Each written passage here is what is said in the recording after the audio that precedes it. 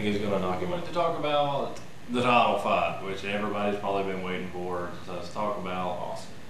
And we're gonna stay with this in a little bit. We're gonna do this a little bit different. The title fight, which is against Quentin Rampage Jackson and Forrest Griffin. Now, this fight here, either it's gonna go one of two ways. Either Quentin Jackson's gonna knock him out, which I see happening, or it's going to be a war for about 5 rounds, and Forrest Griffin's going to be all bloodied and bruised and beaten, and he's going to pull it off somehow. Yeah, I believe that Forrest has a lot better shot than what people are giving him. I think that I'm giving it a 50-50 shot. I think that Forrest has a very good chance of creating angles, staying on the outside. He has really awesome takedown defense. And he can absorb a heck of a lot of punishment. I think that he will. See, that's where I think they got it wrong. He seems to think that he can go and take the punishment that Jackson's dished out, and he's not fought a guy as strong as Jackson, a guy that can hit as hard as Jackson can. Yeah, he fought Shogun. Shogun gassed in the second round. And that was a fast-paced fight, though. I mean, anybody else that probably would have done the same thing, but not the caliber fighter that Jackson is now.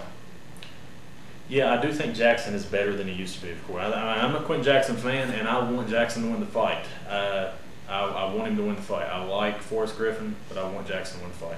I think that I do think that, but I think it's a 50-50 shot. I think either one of them could take this fight. And I think that if it goes past 3 rounds, it's Griffin's fight. That's my opinion. I don't know. I think that Quentin Jackson has got it, even if it goes over 5 rounds. I mean, the Dan Henderson fight went over 5 rounds. It went the distance. It didn't go over 5 rounds, but it went the distance. And I think that even if it goes the distance, I may even be bold to say that Griffin will gas.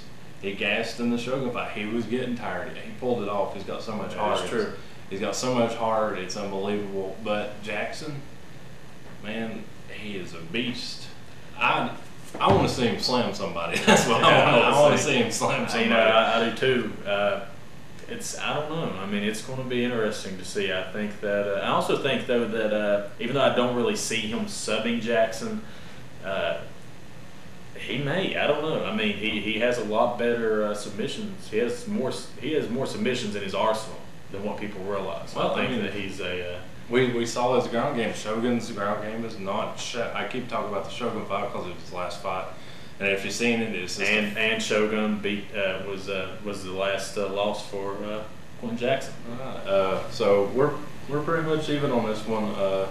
We're pretty much saying Jackson will win if it ends early. I think it will go the distance. Mm-hmm. If Jackson doesn't knock him out, it'll go the distance. I think it'll be a 50-50 shot if it goes the distance. But I see Jackson pulling it off. So, all right. Well, I'm neutral on this one. I think that it could go either way. I think, like I said, if it ends early, it'll be because Griffin was knocked out by Jackson. And if it goes past the 3rd round, I think that Griffin's going to pull out a decision. We're almost done. I'm going to give a little spiel here on the recent Strikeforce lightweight title fight. Yes. Against it's Gilbert Melendez and Josh the Punk Thompson. You didn't watch this fight, did you? No, did not watch this fight.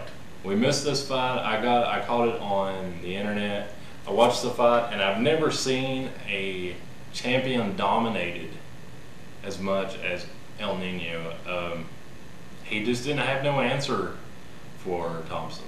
Thompson just went in there. His stand-up was so crisp, and it was so on the money that every round, I mean, they were just looking at the strikes that Thompson has landed compared to what Gilbert had done, and it was amazing. And it seemed like Thompson was just taking him down at will too.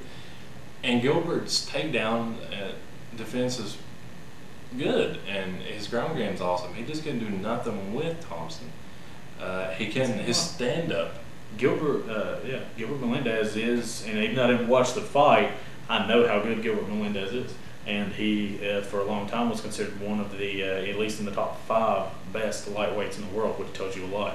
and which tells you a lot about Josh Thompson that he dominated like that. He just those left kicks. He set the pace with those left kicks, those T kicks. He kept him at a distance and just tore him apart. And I'm you know, you got to give it to him, man. It's his belt now. I mean, it'd be interesting to see him fight. I definitely want to see a rematch. I want to see if maybe Gilbert was just not having a good day, or if Thompson just has his number.